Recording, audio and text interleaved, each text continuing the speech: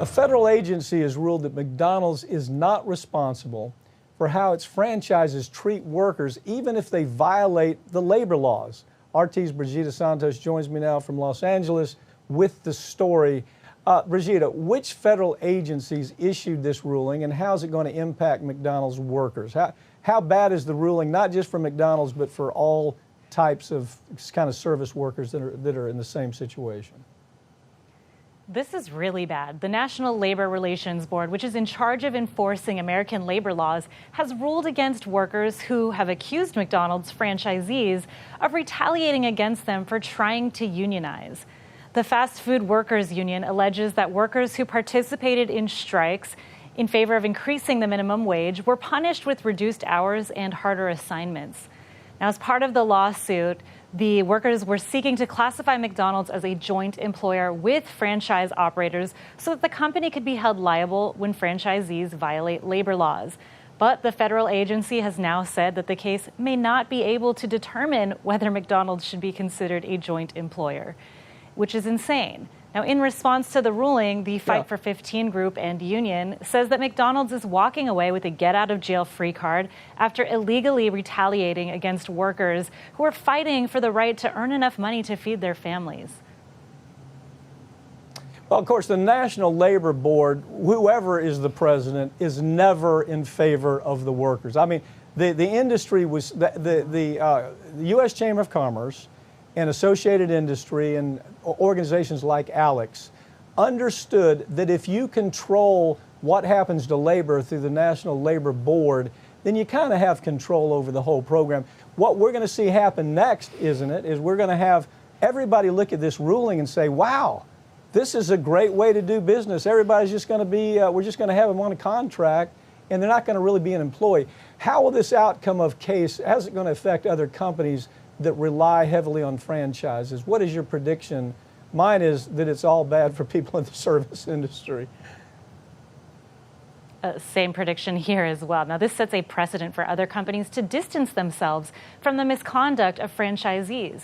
For those who don't know, a franchise is just an arrangement in which one party, a franchisor like McDonald's, grants a franchisee, a restaurant owner, the right to use its name and business processes to produce and market goods, following certain guidelines. Now, under this type of arrangement, customers get services on demand, and franchisors like McDonald's generate brand recognition and billions of dollars in money using other people's resources.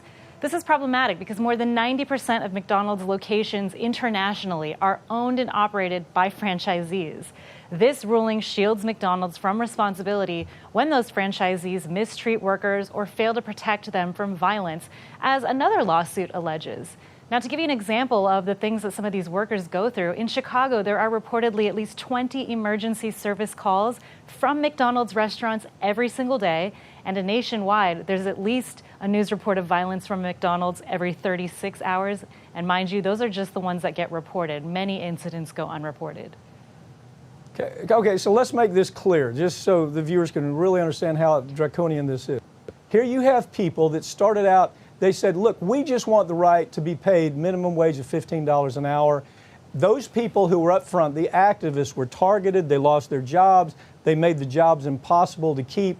They simply beat that employee up one way or another in the way they treated them.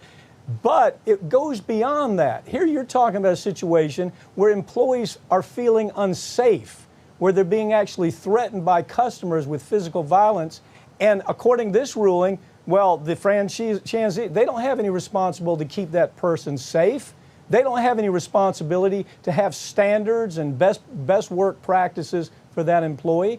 And this can be expanded to almost any setting if you follow the logic of this board ruling, which is predictable. I mean, it was very predictable once we saw who was appointed to the board by Trump. We actually knew how they were going to rule on cases like this. It's never for the workers in America anymore, is it?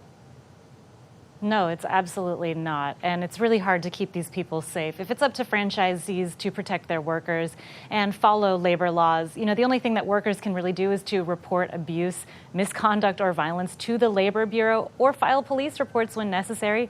They could also find another job, but that's a lot easier said than done for many people. So this is a terrible ruling for workers.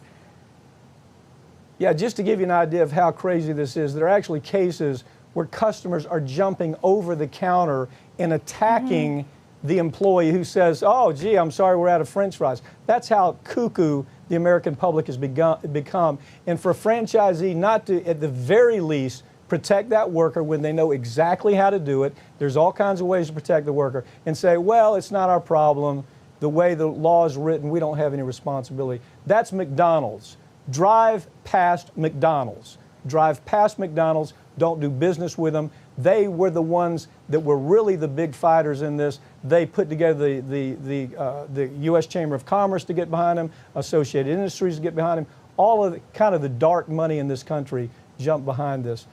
Look, Brigida, thank you for joining me. My prediction is we're going to see a lot more awful things happening in the service industry in this country because of this ruling. Yeah, unfortunately.